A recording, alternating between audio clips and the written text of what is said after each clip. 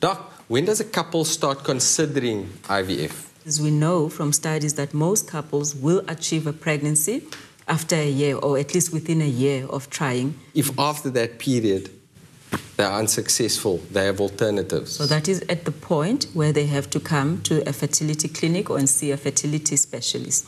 And the alternatives will depend on the cause, as we said. Yes. So sometimes it's just a question of we find that the patients are not timing things right, and we can teach them. So education is very vital. So we teach them about, the most fertile period. So women need to be aware of when they will be ovulating. And then other options, as we said, if they are not ovulating, then we give them medication to help with ovulation. Yeah. And it also, if it's a mild male factor, one of the options is what we call artificial insemination. Yes, and then other options, as we said, would include in vitro fertilization. And that's usually if the tubes are blocked or if there is a severe male factor, then we do a technique called ICSI, which just means intracytoplasmic sperm injection. Basically, in a nutshell, that means that the eggs are harvested and each egg is injected directly with the sperm to increase the chances that fertilization will occur. There are many celebrities whose children are the result of successful IVF procedures. Let's have a look at some of these famous parents. Actress Marcia Cross skipped her honeymoon to begin IVF treatment, which resulted in twin daughters, Savannah and Eden. Celine Dion underwent IVF after her husband's cancer treatment and had one son as well as a set of twin boys. Courtney Cox endured numerous rounds of IVF before giving birth to daughter Coco. Juliana Rancic's IVF was unsuccessful, but she and husband Bill had a son through a gestational surrogate. If you think IVF is only for the likes of Hollywood, think again. Former Miss South Africa Vanessa Carreira had her first child through IVF 2 years ago. Then, in November 2012, she gave birth to triplets who were also conceived through IVF. Joining us from Johannesburg, it's Vanessa Carreira. Hi, Riyadh. Hi, Dr. Tam Tam.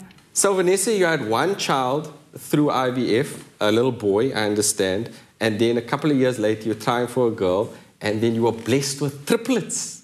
That must have been a huge blessing, but also quite a shock. I have to say that, yes, it was our 7th IVF attempt, actually, with the triplets, and obviously our 4-year-old son, Leo. So we've got a very full household with the 4 kids, although I always wanted 4. So I just happened to do it in 2 pregnancies, which was a blessing in disguise. Vanessa, hi. Did you try any other fertility treatments before considering IVF? We actually did try every fertility option before I fell pregnant with the IVF. I had used, obviously, Clomid, which is an ovulation induction medication. We tried artificial insemination. We had tried frozen embryo transfers after we'd done the first IVF. I tried acupuncture as well as pH balancing the body, which, I don't know. Maybe it worked, maybe it didn't, but I did have triplets after that. Vanessa, what was the IVF experience like for you? It can be very, very emotional. IVF is obviously a very difficult process to go through, both financially and emotionally, as well as physically, actually. So it is very, very hard, and it is something that you must commit to completely before you undertake it.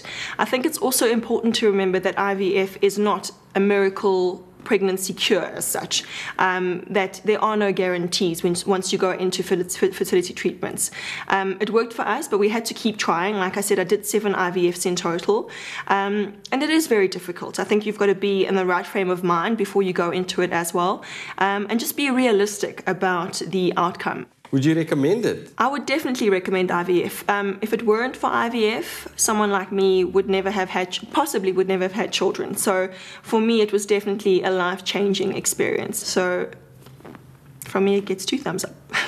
Vanessa, thank you so much for joining us on Doctor's Orders. All the best for the little ones. Thanks so much, Riyadh. Good to see you.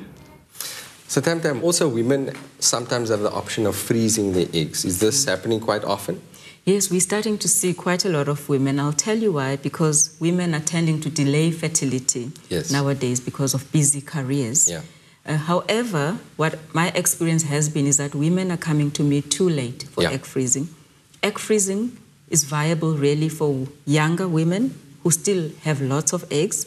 So we need to be sure that we'll get quite a lot of eggs to freeze, because not all the eggs will survive the freezing or the thawing. So when do you think women should, what's the ideal age I would say before they reach the age of 35. Yes. If they think that they're not in a stable relationship or they're not ready to have children, then women at that age should consider egg freezing. The other women that I would encourage is women before they undergo any cancer treatment, especially if they're going to have massive doses of chemotherapy or radiotherapy, because often there's a lot of stress involved and this very crucial part of information might be forgotten. Leanne Williams was only the second woman in the world and the first in Africa to fall pregnant after having her ovarian tissue frozen and then transplanted back into her body.